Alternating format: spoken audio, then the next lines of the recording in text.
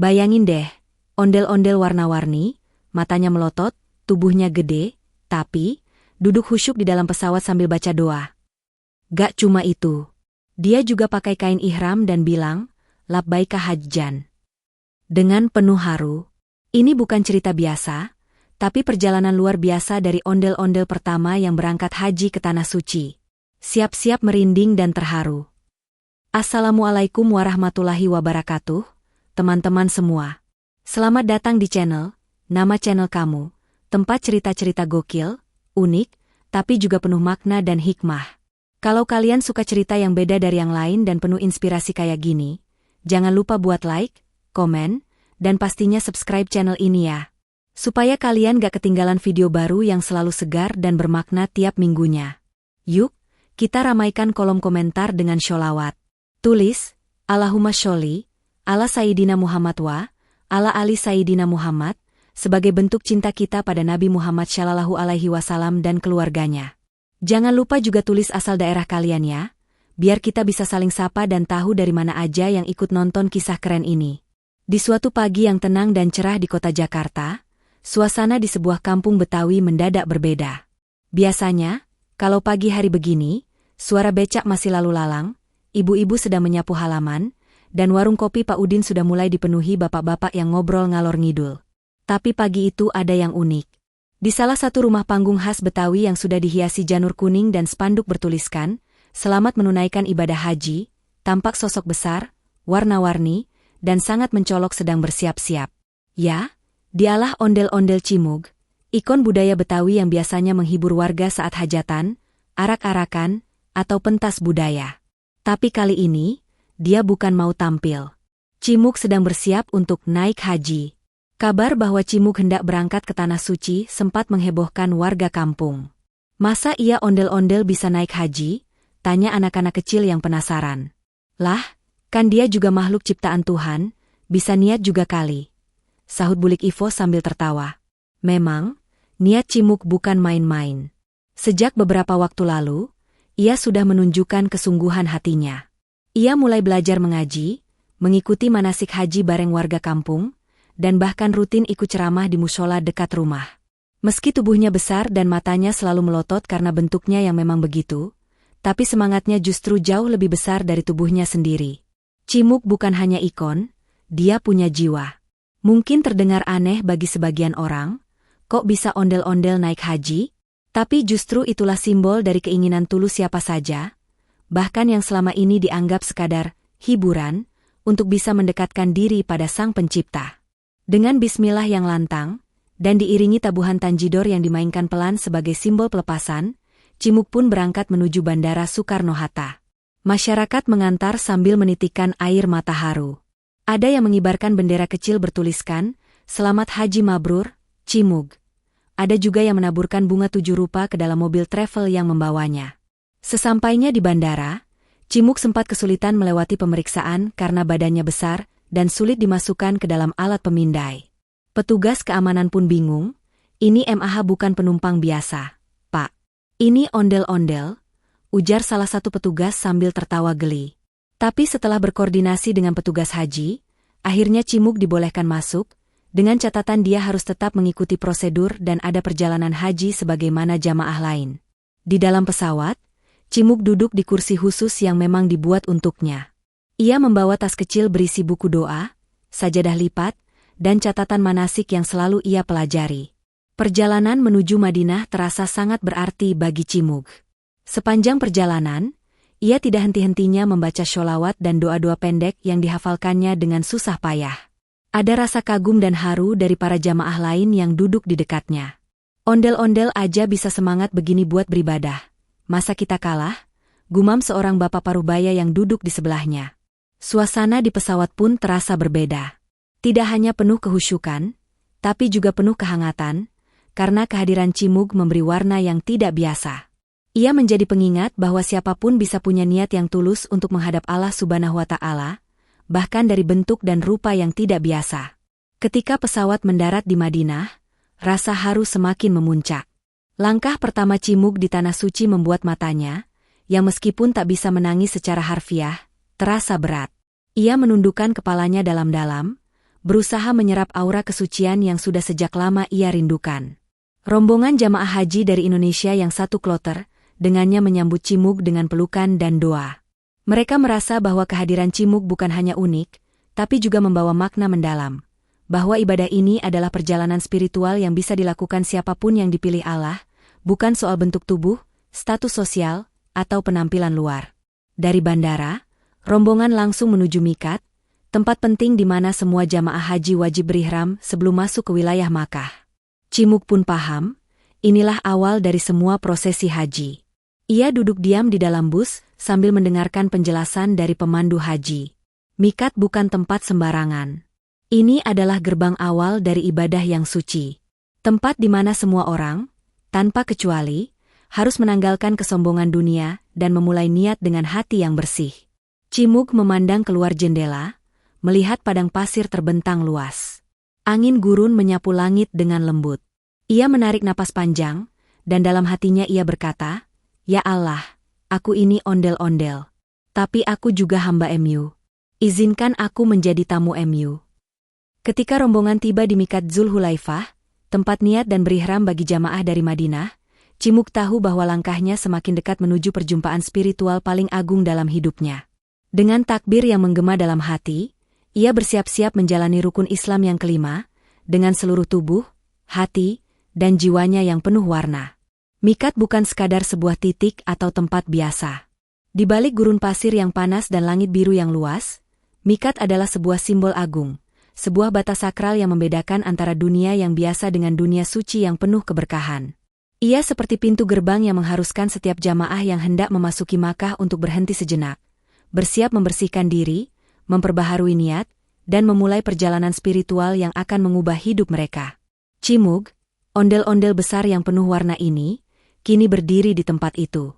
Meski badannya besar, warna kain dan ukiran di tubuhnya penuh kehidupan, tapi saat mengenakan kain ihram putih polos, ia seperti menyatu dengan ribuan jamaah lain yang hadir dengan satu tujuan yang sama, menghadap Allah Subhanahu wa Ta'ala. Pakaian ihram adalah simbol kesederhanaan dan kesucian. Untuk laki-laki, ihram terdiri dari 2 helai kain putih tanpa jahitan, yang dikenakan sedemikian rupa sehingga menutupi seluruh tubuh kecuali wajah dan telapak tangan. Kain yang polos ini meniadakan segala perbedaan duniawi, tidak ada pakaian mewah, tidak ada lambang status sosial, hanya kain putih yang bersih dan hati yang bersih pula. Untuk perempuan, ihram adalah pakaian tertutup yang menutupi seluruh tubuh kecuali wajah dan telapak tangan. Tidak ada perhiasan, tidak ada wangi-wangian, karena dalam ihram, semua itu dianggap bisa mengganggu kesucian dan fokus ibadah. Cimug, yang biasanya tampil dengan warna-warna mencolok dan ornamen yang meriah, harus melepas semua itu. Ia harus memakai kain ihram polos, tanpa jahitan, yang terasa dingin dan kasar di tubuhnya. Awalnya, Cimug merasa agak kaku dan bingung. Ini apa ya? Kok harus pakai kain yang kayak gini? Aku kan biasanya warna-warni, sekarang cuma putih, pikirnya. Tapi petugas haji yang ramah membantunya dengan sabar. Tenang, Pak Ondel, ini bagian dari penyucian diri. Ini tanda bahwa kita sama di hadapan Allah, ujar seorang petugas sambil tersenyum. Mengenakan ihram bukan hal yang mudah untuk Cimug. Badannya yang besar membuat kain harus dililit dengan cara khusus agar tidak mudah lepas. Matanya yang bulat dan ekspresif menunjukkan sedikit kebingungan dan keheranan. Ia merasa seperti anak kecil yang sedang belajar memakai baju baru. Tapi di balik kebingungan itu, ada kegigihan dan semangat yang luar biasa. Cimug mencoba mengikuti arahan petugas, menyesuaikan kain dengan sabar, hingga akhirnya ia bisa memakai ihram dengan benar. Wah, dingin juga ya tanpa jahitan, tapi ini bikin aku merasa lebih dekat sama Allah, celetuknya pelan sambil tersenyum. Sementara itu, para jamaah lain yang melihat Cimug juga ikut terinspirasi. Mereka mengagumi bagaimana sosok ondel-ondel, yang selama ini dianggap sebagai hiburan, kini menunjukkan kesungguhan hati yang luar biasa dalam beribadah. Mereka pun ikut mendoakan agar Cimug dan semua jamaah bisa menjalani ibadah ini dengan lancar dan penuh keberkahan. Selain mengenakan ihram, ada adab dan larangan yang harus dipatuhi saat berihram. Cimug belajar bahwa selama memakai ihram, ia tidak boleh berkata kasar, marah, atau bahkan mencabut sehelai rambut pun. Semua larangan ini bertujuan untuk menjaga kesucian hati dan menjaga niat tetap murni. Kalau aku marah, nanti niatnya jadi kurang baik, kan sayang? Gumam Cimuk dalam hati sambil mengingat nasihat dari ustadz yang mengajarkan manasik haji. Momen mengenakan ihram dan menahan diri dari larangan-larangan itu, membuat Cimuk memahami betapa berharganya kesabaran dan ketulusan dalam beribadah. Ia sadar, ini bukan sekadar ritual fisik, tapi juga latihan mental dan spiritual. Dengan hati yang tulus dan jiwa yang bersih, ia mulai merasakan kedekatan yang lebih dalam dengan Allah Subhanahu wa Ta'ala. Di tengah padang pasir yang panas dan berangin, Cimuk berdiri tegak, mengenakan kain putih tanpa hiasan, dan siap menjalani rukun haji berikutnya dengan penuh pengharapan. Setelah mengenakan kain ihram dengan benar dan penuh rasa syukur, Cimuk bersiap untuk memulai tahap berikutnya dalam perjalanan suci ini. Ia menarik nafas panjang, menenangkan hati dan pikirannya yang selama ini penuh dengan hiruk-pikuk kehidupan kota Jakarta. Kini, dengan tubuh besar yang dibalut kain putih polos tanpa jahitan, ia duduk dengan khusyuk di dalam bus yang akan mengantarnya menuju kota Makkah, tujuan utama ibadah haji yang penuh makna ini. Di dalam bus itu, suasana begitu hening dan khusyuk. Semua jamaah, dari berbagai daerah dan latar belakang, sibuk dengan zikir dan doa mereka masing-masing. Ada yang membaca Al-Quran, ada yang berzikir dengan lirih, dan ada pula yang menatap jendela dengan mata berkaca-kaca, membayangkan momen suci yang akan segera mereka jalani. Cimuk pun ikut larut dalam kesunyian penuh kehusyukan itu. Ia mulai mengucapkan niat ihram dengan suara pelan tapi penuh keyakinan, Labbaika hajjan, yang berarti, aku datang untuk berhaji, memenuhi panggilan MU ya Allah. Suara talbiyah kemudian bergema di dalam bus dan di hati setiap jamaah. Labbaika Allahumma labbaik, labbaika la syarika laka labbaik. Ucapan yang menggema ini menjadi penanda bahwa mereka telah meninggalkan segala hal duniawi untuk fokus beribadah kepada Allah semata. Cimuk merasakan getaran hati yang luar biasa saat melafalkan talbiyah itu. Suara-suara serupa dari ratusan jamaah lain, seolah menjadi alunan musik spiritual yang membawanya lebih dekat dengan Allah Subhanahu wa Ta'ala. Di sela-sela perjalanan, seorang jamaah yang duduk di sebelah Cimuk menyapanya dengan penuh semangat. Wah, Pak Ondel, semangatmu luar biasa. Meski kamu ondel-ondel, tapi semangat berhajimu seperti sahabat Nabi. Ucapan itu membuat Cimuk tersenyum lebar, merasa diterima dan dihargai oleh sesama jamaah. Ia pun membalas dengan rendah hati, Alhamdulillah, aku hanya ingin ibadah ini tulus, bukan untuk pamer atau dipuji. Perjalanan menuju Makkah memang tidak hanya soal jarak fisik, tapi juga perjalanan spiritual. Setiap kilometer yang dilalui membawa Cimuk lebih dekat kepada pengertian yang lebih dalam tentang hakikat haji. Ulama yang ikut serta dalam rombongan menjelaskan bahwa berihram bukan hanya sekadar mengenakan kain putih, melainkan sebuah niat yang sangat tulus untuk menghadap Allah dengan hati yang bersih dan penuh kerendahan. Cimuk pun mengingat kembali pelajaran tentang larangan-larangan dalam ihram. Tidak boleh menyakiti makhluk hidup, tidak boleh memakai wangi-wangian, tidak boleh menikah selama berihram, dan sebagainya. Semua itu bukanlah pembatasan yang memberatkan, melainkan cara untuk menghilangkan pengaruh duniawi dan mendekatkan diri kepada Yang Maha Kuasa. Ia berusaha menjaga hatinya agar tetap rendah, tidak sombong, dan tidak ingin dipuji orang lain. Hanya satu tujuan yang ia pegang teguh, yaitu menjalankan ibadah haji dengan niat yang murni dan ikhlas. Dalam perjalanan itu, Cimuk berdoa lirih dalam hati, Ya Allah, terimalah hajiku ini, jadikanlah aku haji yang mabrur, yang tidak mengandung unsur ria, pamer, maupun sum'ah, ingin didengar orang. Aku datang hanya untuk MU, bukan untuk siapa-siapa. Doa itu mengalir dengan penuh harap dan tawakal, meleburkan segala kekhawatiran dan keraguan yang mungkin sempat mengganggu hatinya. Perlahan, saat bus semakin dekat dengan kota suci Makkah, suasana di dalam hati Cimuk semakin hening dan damai. Ia merasakan semacam ketenangan yang tidak pernah ia rasakan sebelumnya. Semua warna-warni kehidupan yang selama ini ia bawa, kini tergantikan oleh putihnya kain ihram dan keikhlasan dalam hatinya. Di tengah ribuan jamaah yang sama-sama mengenakan ihram, Cimuk merasa menjadi bagian dari satu umat yang besar, yang sama-sama menghadap Allah dengan penuh pengharapan. Perjalanan spiritual ini juga mengajarkan Cimuk arti kesetaraan sejati. Tidak ada yang lebih mulia atau lebih rendah di antara para jamaah di hadapan Allah. Yang membedakan hanyalah ketulusan hati dan kepatuhan pada perintahnya. Dengan niat yang kuat, Cimuk siap melangkah lebih jauh, mengikuti langkah-langkah para nabi dan orang-orang saleh yang telah menapaki jalan yang sama ribuan tahun sebelum dia. Di sepanjang perjalanan, mata Cimug terus menyapu pemandangan sekitar yang mulai berubah. Dari padang pasir yang gersang, kini ia melihat kota Makkah yang mulai muncul dengan bangunan-bangunan kokoh dan penuh sejarah. Hati Cimug berdetak cepat, penuh rasa haru dan syukur. Ia tahu, sebentar lagi ia akan menginjakan kaki di tanah suci yang dirindukan jutaan umat Islam di seluruh dunia. Dengan penuh keyakinan, Cimug menguatkan niatnya. Ini bukan hanya perjalanan jauh dari Jakarta ke Makkah, tapi perjalanan dari dunia ke akhirat, dari segala yang fana ke yang abadi. Ia berjanji dalam hati untuk menjalankan seluruh rangkaian ibadah haji dengan penuh kesungguhan, memohon ampunan, dan memperbaiki diri.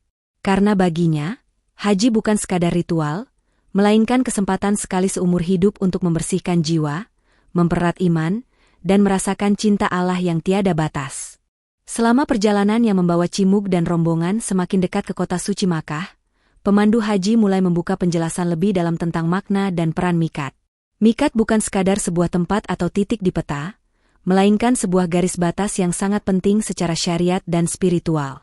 Ia adalah gerbang sakral yang memisahkan wilayah biasa dengan wilayah suci, di mana setiap jamaah wajib berhenti sejenak, mengenakan pakaian ihram, dan memulai niat ibadah haji atau umrah dengan segenap ketulusan. Pemandu haji menjelaskan bahwa ada 5 titik mikat yang ditetapkan oleh Rasulullah Shallallahu Alaihi Wasallam berdasarkan arah kedatangan jamaah ke Makkah. Bagi jamaah yang datang dari Madinah, seperti Cimug, mikatnya adalah Dzulhulaifah, tempat yang kini dikenal sebagai Bir Ali. Sementara itu, jamaah yang datang dari Yaman harus berhenti di Yalamlam, jamaah dari Irak di Dzatu, Irq, dari Syam di Al-Jufah, dan ada 1 titik khusus bagi jamaah yang tinggal di dalam Makkah sendiri, yaitu Mikat Karnul Manazil. Semua titik ini sudah diatur dengan sangat teliti, sesuai tuntunan Rasulullah Shallallahu Alaihi Wasallam, agar setiap jamaah dapat mempersiapkan diri secara lahir dan batin sebelum memasuki wilayah yang sangat suci. Pemandu haji dengan sabar menjelaskan bahwa mikat bukan hanya soal tempat, tapi juga soal waktu. Untuk ibadah umrah, berihram dapat dilakukan kapan saja sepanjang tahun, kapanpun jamaah siap menjalankan ibadah tersebut. Namun, untuk ibadah haji, ada waktu yang sangat khusus, yakni hanya pada bulan-bulan Syawal, Dzulqa'dah, dan terutama di 10 hari pertama bulan Dzulhijjah. Oleh karena itu, jamaah haji harus memperhatikan waktu dengan cermat agar ibadahnya sah dan diterima oleh Allah Subhanahu wa Ta'ala. Cimug mendengarkan setiap kata dengan penuh perhatian, meresapi makna yang lebih dalam dari setiap aturan ini. Baginya, mikat bukan sekadar formalitas yang harus dilalui, melainkan momen suci di mana ia harus benar-benar menyucikan diri, meninggalkan semua kebiasaan duniawi yang bisa mengotori niat dan hatinya. Ia teringat bahwa jika ada jamaah yang sengaja melewati mikat tanpa niat ihram, ia harus kembali ke titik mikat tersebut dan memulai berihram dengan benar, tidak boleh memaksakan masuk ke Makkah dalam keadaan biasa. Dalam hati, Cimug membayangkan mikat seperti sebuah gerbang besar yang harus ia lalui dengan penuh kesadaran. Gerbang itu tidak hanya membatasi ruang fisik, tapi juga membatasi ruang hati. Ketika melewati mikat, seorang haji harus membersihkan segala macam kotoran hati seperti kesombongan, iri, dan nafsu duniawi lainnya. Ia harus melangkah dengan hati yang murni, seperti kain putih yang membalut tubuhnya saat ini. Perjalanan spiritual ini juga membuka mata Cimug tentang betapa tertib dan teraturnya aturan Allah dalam ibadah haji. Semua aturan dan batasan ini bukan untuk membebani jamaah, tapi justru untuk melindungi kesucian ibadah dan memastikan bahwa setiap langkah menuju Allah dilakukan dengan penuh hormat dan kesungguhan. Ia merasa tersentuh oleh hikmah yang begitu dalam, bahwa ibadah ini mengajarkan kedisiplinan, ketulusan, dan keteguhan iman. Seiring pemandu haji terus menceritakan berbagai kisah dan tafsir mengenai mikat dan arti berihram, suasana dalam bus semakin hening. Setiap jamaah seperti tenggelam dalam renungan masing-masing, termasuk Cimug yang mulai memahami bahwa ibadah haji bukan sekadar perjalanan fisik, melainkan perjalanan spiritual menuju pembersihan diri. Mikat adalah momen sakral di mana seorang haji berhenti sejenak, menanggalkan segala identitas duniawi, dan hanya menyisakan seorang hamba yang ingin menghadap Sang Pencipta. Cimug membayangkan betapa besar dan agungnya makna mikat. Sebuah titik di dunia yang menjadi pintu gerbang menuju surga, tempat di mana niat dan hati harus disucikan agar ibadah diterima dengan baik. Ia pun semakin mantap dalam niatnya, berdoa agar Allah memudahkan dan menerima semua langkahnya selama di tanah suci. Ia juga mendoakan para jamaah lain, agar semuanya mendapat haji yang mabrur dan berkah. Dengan penuh rasa syukur, Cimug menatap keluar jendela. Di sana, padang pasir yang luas terbentang, sunyi dan damai, seolah menjadi cerminan jiwa yang tengah dibersihkan dari segala kotoran dan noda dosa. Ia sadar, perjalanan ini bukan hanya miliknya seorang, tapi juga milik jutaan umat Islam di seluruh dunia yang menunggu kesempatan untuk berhaji. Cimug merasa mendapat pelajaran berharga bahwa ibadah haji itu penuh makna dan hikmah yang sangat dalam. Miqat bukan sekadar tempat di peta, tapi sebuah titik penting dalam perjalanan menuju Allah. Melalui momen itu, ia belajar arti kesabaran, ketulusan, dan pengorbanan. Semua itu adalah syarat agar ibadahnya diterima dan menjadi amalan yang membawa kebaikan dunia akhirat. Ia pun menyimpulkan dalam hati bahwa miqat adalah pengingat abadi bahwa setiap manusia harus selalu memperbarui niat dan memperbaiki diri agar selalu dekat dengan Allah Subhanahu wa Ta'ala. Haji adalah perjalanan suci yang mengajarkan manusia untuk melepas segala hal duniawi yang bisa menghalangi hubungan dengan Sang Pencipta. Saat bus terus melaju meninggalkan miqat, Cimug merasa seolah-olah telah melewati sebuah ujian spiritual yang menguatkan iman dan hatinya.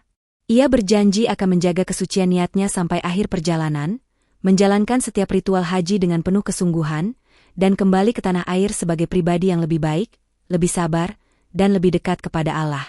Sesampainya di dekat kota Makkah, Cimug mulai merasakan getaran hati yang berbeda dari sebelumnya. Udara terasa begitu hangat dan penuh haru, meskipun suhu di luar cukup panas. Di balik warna-warna cerah pada badannya yang khas Betawi, kini tersimpan perasaan hening dan khusyuk yang sulit untuk diungkapkan dengan kata-kata. Ia sadar bahwa perjalanan yang telah dilalui bukanlah sekadar perpindahan fisik dari satu tempat ke tempat lain, tetapi sebuah perjalanan batin yang begitu dalam dan bermakna. Ia mulai memahami secara nyata bahwa niat ihram bukan sekadar formalitas pakaian yang dikenakan, melainkan simbol yang sangat kuat tentang pembebasan diri dari segala ikatan duniawi. Dalam benaknya, Cimug merenungkan makna ihram yang lebih luas. Ia tahu bahwa dengan memakai dua helai kain putih tanpa jahitan, ia secara simbolik melepaskan semua atribut yang biasa melekat pada dirinya, status sosial, kekayaan, bahkan kebiasaan sehari-hari yang terkadang membawa kesombongan dan keangkuhan. Ia dan seluruh jamaah berhaji berdiri sama di hadapan Allah Subhanahu wa Ta'ala, tanpa perbedaan, tanpa pamrih, hanya sebagai hamba yang ingin menghadap Sang Khalik dengan hati yang bersih dan suci. Hal ini mengajarkannya pelajaran besar tentang keikhlasan dan kesederhanaan hidup yang selama ini jarang ia rasakan. Cimug membayangkan sejenak bagaimana dunia di luar sana penuh dengan hiruk-pikuk, godaan, dan berbagai macam ujian yang kadang membuat manusia lupa pada tujuan hidup sejatinya. Namun, ketika melewati miqat dan mengenakan ihram, seolah-olah semua itu tertutup rapat dan sirna. Ia merasa berada dalam zona suci, di mana segala sesuatu yang bersifat duniawi harus ditinggalkan, dan hanya ada satu fokus utama, mendekatkan diri kepada Allah dengan sepenuh hati. Ia merasakan kedamaian yang luar biasa, perasaan yang jarang dirasakannya saat menjalani hari-hari biasa. Dalam keheningan itu, Cimug juga menyadari betapa besar tantangan untuk menjaga kesucian hati selama menjalankan ibadah haji. Ia tahu, memakai kain ihram saja tidak cukup. Yang paling penting adalah menjaga niat, menjaga tutur kata, menjaga perilaku agar tidak terjerumus dalam riya, pamer, atau sum'ah, ingin didengar orang lain. Ia teringat pesan para ulama bahwa haji adalah ibadah yang sangat mudah terkotori oleh nafsu duniawi jika tidak dijaga dengan baik. Oleh karena itu, Cimug bertekad untuk selalu mengingatkan dirinya agar tidak tergoda untuk bersikap sombong atau membanggakan ibadahnya. Ia pun berdoa dalam hati dengan penuh harap, "Ya Allah, terimalah hajiku ini. Jadikanlah aku termasuk hamba MU yang ikhlas dan bersih hatinya. Aku datang bukan untuk pamer, bukan untuk mendapatkan pujian manusia, tapi semata-mata ingin dekat dengan MU, ingin menggapai rahmat dan ampunan MU." Doa itu mengalir dengan lembut dari dalam hati Cimug, membawa ketenangan dan keyakinan bahwa Allah selalu mendengar setiap doa hambanya yang tulus. Ketika bus memasuki wilayah Makkah, pemandangan Ka'bah yang megah mulai terlihat di kejauhan. Cimug menatapnya dengan penuh kekaguman dan haru.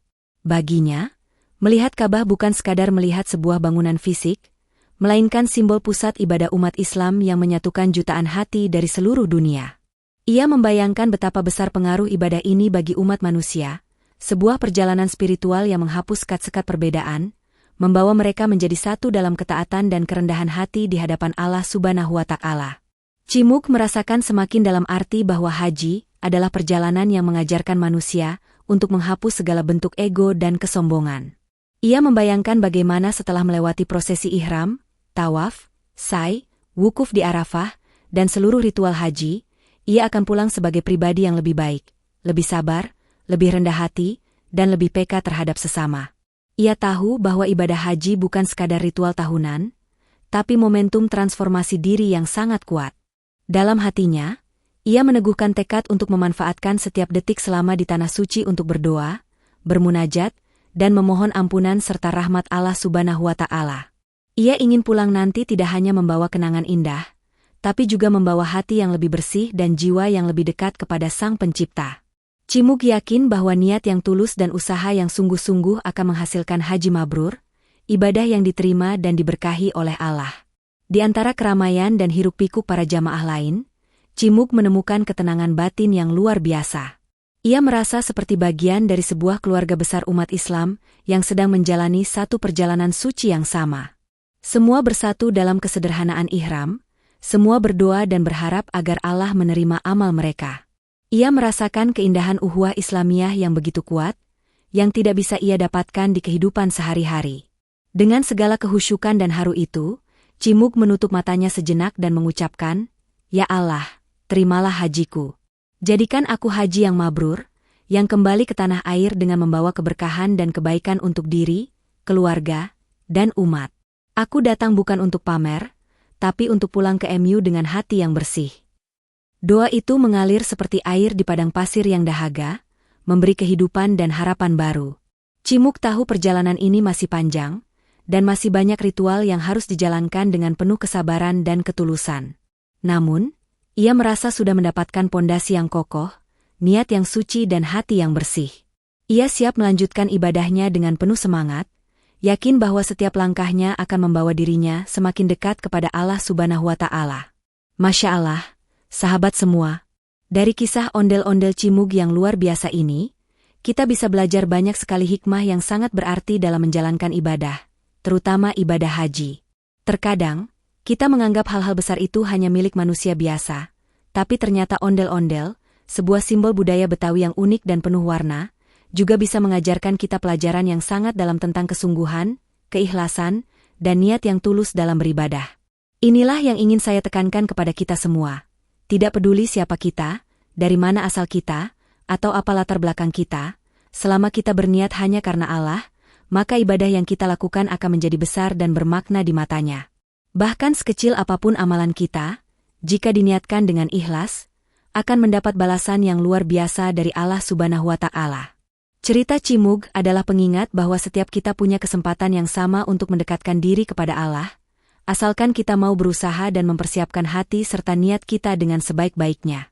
Semoga kisah ini juga menjadi motivasi dan semangat untuk sahabat semua yang mungkin sedang menunggu waktu dan kesempatan untuk menunaikan ibadah haji atau umrah. Ingatlah selalu bahwa proses mempersiapkan diri bukan hanya dari segi fisik atau materi, tapi yang paling utama adalah mempersiapkan hati dan niat yang bersih. Semoga kita semua bisa berangkat ke tanah suci suatu hari nanti, mengenakan kain ihram dengan penuh kesungguhan, dan menjalani seluruh rangkaian ibadah haji dengan khusyuk, mendapat haji yang mabrur serta ridha dari Allah Subhanahu wa Ta'ala. Dan tentunya, jangan lupa untuk selalu menjaga akhlak dan perilaku kita selama menjalankan ibadah, karena itulah cerminan dari kualitas hati kita. Seperti yang sudah dicontohkan oleh Cimug, meskipun dia adalah ondel-ondel yang unik dan berbeda, semangatnya untuk menjalankan ibadah dengan tulus dan rendah hati adalah teladan bagi kita semua. Terima kasih banyak sudah menyimak cerita penuh hikmah ini sampai habis. Jangan lupa untuk like video ini kalau kalian merasa terinspirasi, tulis komen tentang pengalaman atau niat ibadah kalian, dan subscribe supaya kalian tidak ketinggalan cerita-cerita seru dan bermakna lainnya yang akan kami bagikan. Jangan lupa juga tulis sholawat untuk Nabi Muhammad SAW, dan sebutkan asal daerah kalian supaya kita bisa saling mengenal dan mempererat tali ukhuwah. Semoga Allah selalu melindungi kita semua dan memberikan kemudahan serta kelancaran dalam setiap langkah ibadah kita. Sampai jumpa di kisah seru dan penuh hikmah berikutnya. Wassalamualaikum warahmatullahi wabarakatuh.